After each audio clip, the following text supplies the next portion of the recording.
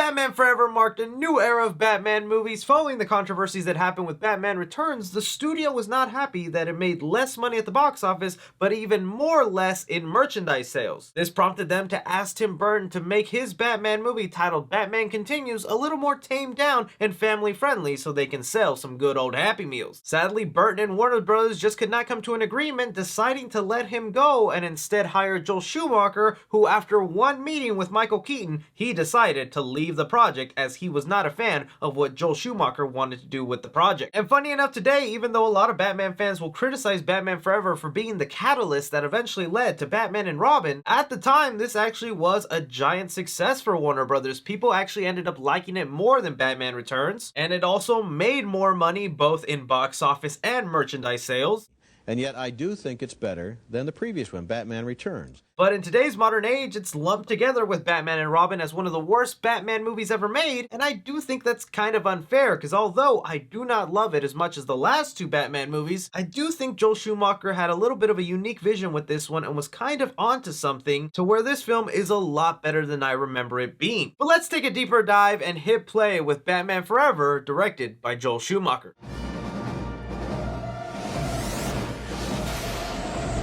And with the opening of Batman Forever, you really sense the desperation Warner Brothers have for wanting to sell their Happy Meals, because literally the first line out of Batman's mouth is, "Can I persuade you to take a sandwich with you, sir?" I'll get drive-through. cinema. Happy Meals for everybody! Putting that aside though, in these first couple of shots, we get a lot to digest with this new version of Batman. For one, the new suit that Val Kilmer wears as Batman, I think is a really great one. They got rid of the yellow belt and went for a more of a sleeker, shinier look. But you know what? I think it's a damn great upgrade of a Batman suit. You just could take away those bat nipples, man. When it comes to his new car though, not a big fan of this one here. It looks like someone just took the endoskeleton of the previous Batmobile, ripped it off, and now you can see the ribs of the new Batmobile.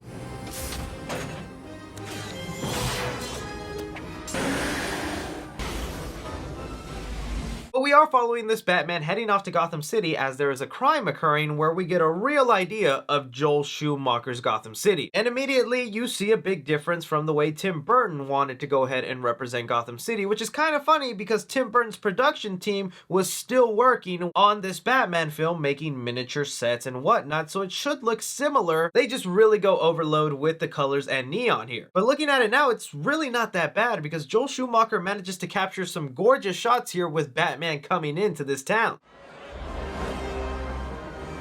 Heck, I would say they even try making this Gotham City look a little more grand and gigantic, where Gotham City apparently has their own version of a Statue of Liberty. But the real downside of this Gotham is this film was kind of the transition from them going to miniature sets to fully CGI sets. And you can definitely see the distinction between the miniature sets and when they go CGI because it is outdated. But I still want to give them props for the architecture and attempting to do something nice with Gotham. But we follow here Batman trying to foil the plots of Two-Face, who is robbing a bank, already showcasing us a much different fighting style than the previous Batman.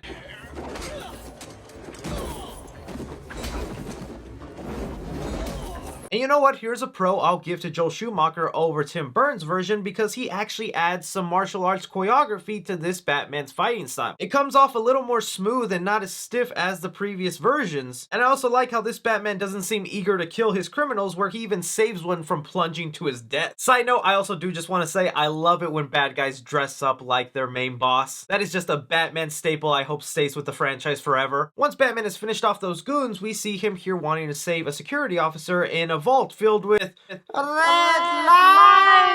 I love a colorful Gotham. But here's kind of where I want to talk about Tommy Lee Jones as Two-Face. Are you gonna kill me? Maybe, maybe not. You could say we're of two minds on the subject.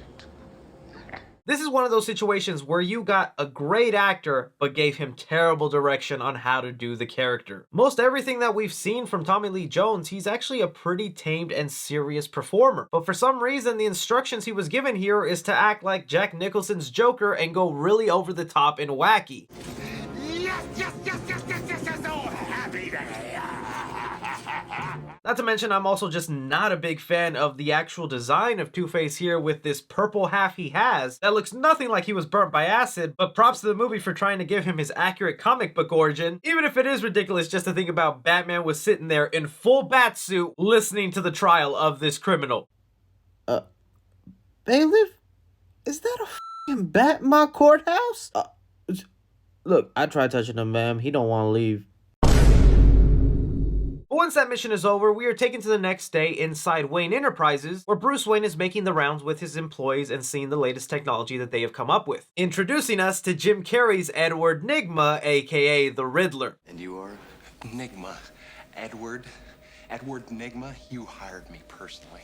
And I'll just admit my bias here. I love Jim Carrey. Who doesn't love Jim Carrey? I literally grew up watching this man's movies back to back, burning out those discs from The Mask, Dumb and Dumber, Ace Ventura, and of course, him as Riddler in Batman Forever. This idea of him kind of being the obsessed employee who just really loves Bruce Wayne and wants nothing but to go ahead and impress him, even if his ideas are a little unconventional, wanting to mess with the brainwaves of citizens of Gotham. But in this scene is where I want to go ahead and finally talk about Val Kilmer as our new Batman, or I should say our Bruce Wayne. One of the rare things that I think Joel Schumacher did better than in the Tim Burton version is kind of give Bruce Wayne the spotlight. In the previous Burton movies, Bruce Wayne was barely ever a character. He only showed up when he needed to go ahead and fall in love with the love interest. Not to mention Michael Keaton was never really even given that much to do as his alter persona of Bruce Wayne. But here though, Val Kilmer actually is a really great Bruce Wayne, and you see him as this business head making decisions left and right, and that's kind of the part of Joel Schumacher's Batman that is really the heart of this movie, because at the end of the day, Joel Schumacher did want to make a more serious and dark version of Batman. And heck, there actually is supposed to be a Joel Schumacher cut of this movie that is darker, having some of those more mature themes. There's even been a large movement lately to go ahead and release the Schumacher cut, and for good reason.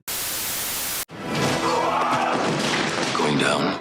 Batman Forever has a renaissance coming. I really am interested to see whether the original cut of Batman Forever comes out, because I got to see it recently. And it was really dark. It was a pretty psychological exploration of guilt and shame. I really hope we get a cut of that movie someday, because you can just sense the darker tones and themes in this film that weren't fully explored for obvious reasons. But after a day of being Bruce Wayne, Batman is called for using the bat signal, where we get some more development on the new love interest in this movie, played by Nicole Kidman. And man, is her character just horny for Batman. You bring your scarred psyche. You like strong women. I've done my homework. Or do I need skin-tight vinyl and a whip? I'm telling you, it's them bat nipples. You put that on a man, you can't control yourself. But her character of Dr. Chase is a psychiatrist and is kind of used to go ahead and explore some of those inner thoughts of Batman, dealing with his dual identity. Something I would have loved if they've taken seriously in this movie, instead of just all this sexual tension between the two characters. Back at Wayne Enterprises though, we do see that Edward Nygma has grown a little upset with the rejection that Bruce Wayne gave him earlier, hoping to prove him wrong, even if that means attacking his boss and forcing the experiment on him. This is where Edward Nygma accidentally finds out that he's created a device that actually transfers brainwaves into his own head, gaining him some intelligence. Riddle me this, Fred. What is everything to someone and nothing to everyone else? You're mine, baby! And you know, for the previous Batman movie getting so criticized for being dark and whatnot, I still feel like some of those darker elements were carried over in Batman Forever, because Edward Nygma straight up kills his boss in kind of a crazy manner. Fred! Babe! You are fired! Surf's up, big kahuna! But I guess it's some of the jokes that are thrown in here with Jim Carrey's acting that make it feel a little more lighthearted, with how he explains that his boss was actually trying to go ahead and off himself. I found this in my cubicle. You'll find the handwriting matches his exactly, as does sentence structure and spelling. But now that this Batman movie has already given us a taste of the origin of Two-Face and has now set up the origin for the Riddler, it's time to set up another iconic origin here, the origin of Dick Grayson. Probably one of the reasons why I actually have a soft spot for this movie, because the character of Robin is my favorite DC character, and I feel like Joel Schumacher does a little bit of justice to his origin. We see here that Bruce Wayne and Dr. Chase decide to go on a little date to the Gotham City Circus, where they're treated to a performance by the Flying Graysons. Everybody seems to really be enjoying themselves until Two-Face decides to crash the party. What the hell do you want, Harvey? One simple thing. Batman, bruised, broken, bleeding, dead. Surely one of you knows who Batman is. And again, it's these small little moments with Val Kilmer that really make me appreciate his version of Bruce Wayne. The way he would go ahead without a doubt stand up and tell this entire crowd that he is Batman, but because of the panic and sheer chaos, no one can hear him. That feels like a very Batman thing to do. If someone is in danger, your secret identity doesn't matter at that moment. Just like I also love the fact that the Flying Graysons would kind of go ahead and spring into action, letting you know the kind of morals that they've laid on to Dick Grayson. I also love though, as all of this is going on and the Graysons are trying to get rid of this bomb, you just see Bruce Wayne get onto the circus floor and beaten up these thugs, showcasing you some more of that fighting choreography I love that Joel Schumacher threw in here.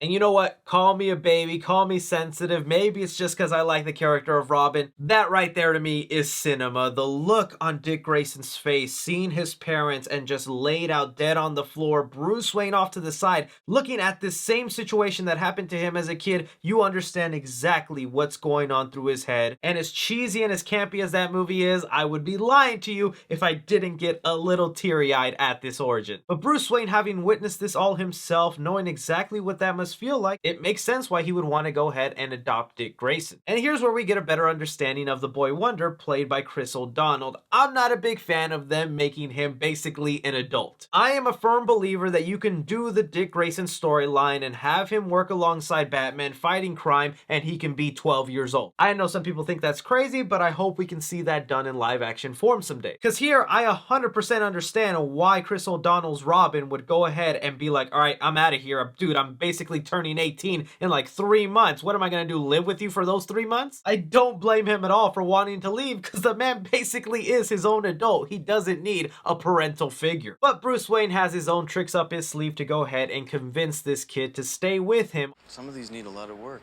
If someone were to fix them up, they could keep one as a fee. I'll just toss this away then. Perhaps the dogs are hungry. Hey, Al, wait up. The only part I will agree with people about him wanting to adopt this kid is it just doesn't seem like Bruce Wayne has the time to be raising a child, especially when he has to leave every 5 minutes and basically leave Alfred to raise Robin. Some hero I turned out to be. Ah, but your father was right. You are a hero, I can tell. One day Robin will fly again. Ultimately, though, we do see that the Riddler has finally decided to go ahead and team up with Two-Face ever since what he did at the circus. And yeah, I think it is pretty funny that you could just see Jim Carrey standing over there waiting for his cue to walk in. But with Riddler and Two-Face kind of now having bigger interactions with each other and wanting to work with each other on this plan to go ahead and basically brainwash citizens of Gotham, because Tommy Lee Jones comes off like such a brooding idiot that's just over the top and wacky, I kind of see the Riddler as the mastermind of everything here. He actually has a plan, knows how he wants to carry it out, and is even able to go ahead and keep his persona separate from his real world. This is just really where the movie did such a disservice to the Two-Face character and just made him a prop to go ahead and make these amazing set pieces of dividing everything by two. Also, I don't know why, this is the first time I realized, what's Drew Barrymore doing in this movie, man? To me, the more funny thing about this Riddler and Two-Face dynamic is the behind the scenes that apparently Tommy Lee Jones just was not a fan of Jim Carrey and told him to his face. Yeah, it was at a restaurant, and you know, the maitre d' said, "Oh, Tommy, I hear you're working with Tommy Lee Jones. He's over in the corner having dinner." And I went over and I said, "Oh yeah, great." I went over and I said, "Hey Tommy, how you doing?" Like that, and the blood just drained from his face, like he had been thinking about me 24 hours. You'd already done the movie. It was just fucking no. It was before the biggest scene we have together in the movie, and the blood just drained from his face, and he started shaking, and he got up and he went like this. He must have been in mid kill me fantasy or something like that. He was like like this, and he went like to hug me, and he said, "I hate you. I really don't like you," like that. and I said, "Gee, man, what's the problem?" Like that. And I pulled up a chair, which probably wasn't smart. And he said, "I cannot sanction your buffoonery." But now as that pair is going ahead and teaming up, we get a look at what Dick Grayson's life is like living in the mansion. Robin has managed to sneak himself into the Batcave where he decides to steal the Batmobile and go for a joyride, pretending to be Batman. Who the hell are you? I'm Batman. This was an interesting way to show some of the more lively underground versions of Gotham City that is just filled with purple neon lights, and oh my god, is that a damn McDonald's sign. They got them Happy Meals. But as soon as this neon madness is over with, this is where we get the real depth and the thing I actually love about Batman Forever, and it's this relationship between Batman and Robin. It's your fault! If you'd have told Two-Face I weren't the circus, they'd still be alive! Once seeing Batman, he gets extremely pissed at him because he didn't reveal his identity the day his parents died, feeling that maybe he's a little responsible for that situation. But then coming back into the Batcave, he wants to go ahead and propose that he becomes Batman's partner, admitting to Val Kilmer's Batman that he actually wants to go ahead and kill Two-Face. And a lot of Batman fans will have it in their own headcanon whether Batman Forever is connected to the Tim Burton movies or not, because you could go either way with them. One, you could say it is supposed to be the same universe because you have the same Alfred, the same Commissioner Gordon, but then others could argue, no, it's a different universe because you have a different Bruce Wayne, you have a different Harvey Dent. In my mind, before I rewatched this movie, I always thought, well, this is just a different Batman universe and not connected to the Burton films. But it was this conversation between Robin and Batman that kind of changed my mind on that. You make the kill, but your pain doesn't die with Harvey, it grows. So you run out into the night to find another face, and another, and another. Until one terrible morning you wake up and realize that revenge has become your whole life. This movie works way better in connection to the previous two Batman films because we finally go ahead and get a deeper understanding of why this version of Batman killed, but also why he's not a fan of that side of him and how he doesn't want Robin to become the same thing. This is the brilliant part of Batman Forever that everyone just seems to overlook. For as much as us fans complain about that Batman shouldn't kill, this movie kind of goes ahead and finally makes that a plot point of contention here that makes this a nice little trilogy for the Batman who kills. This message just gets a little bit boggled down when in between you have Batman wanting to have this relationship with a psychiatrist to where she eventually falls in love with Bruce Wayne instead of Batman, granting Val Kilmer his own version of the creepy bat smile. He decides he's gonna give up the cape and cow crime fighting because he's fallen in love. Master Bruce, son, you gave up being Batman to save Dick Grayson. But perhaps you also gave him up because you never faced why you became him in the first place. Still, Riddler and Two-Face have other plans for Bruce Wayne, having used the device on him knowing he is the Batman, coming in to destroy his home, Batcave, and even kidnap the love of his life now. Changing him into a brand new suit that was only added into the movie for merchandise sales that I'm not a big fan of. It's just all silver Batman that's a little too shiny, but thankfully they have another suit here I do love. Alfred, you gave him a damn suit? You should have seen the way he folded laundry, Master Wayne.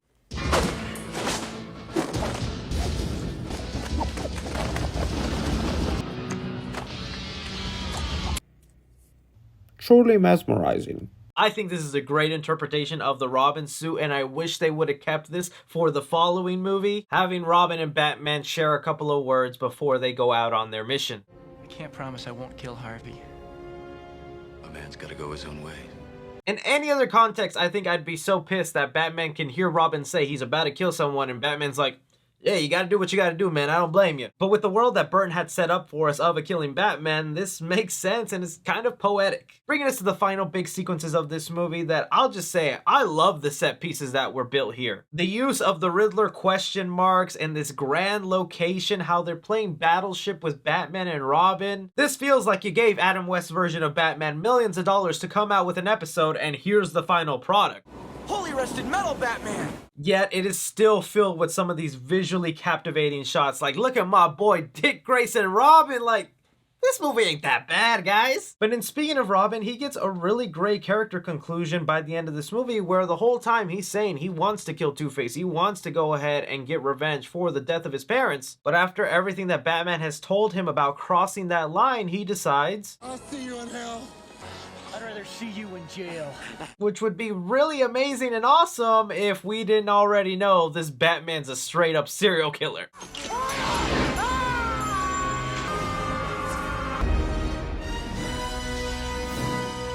But even in a weird way, that felt like Batman doing a favor for Robin, because it's like, I know you want this guy dead, but I'm not gonna let you have that burden on your shoulder. Ultimately, though, we see the movie end here with Riddler's device kind of overloading his brain, filling it with just too much information, doing something that's extremely rare in a Batman movie, actually locking up the criminal and not having them dead. Edward, please. Who is Batman?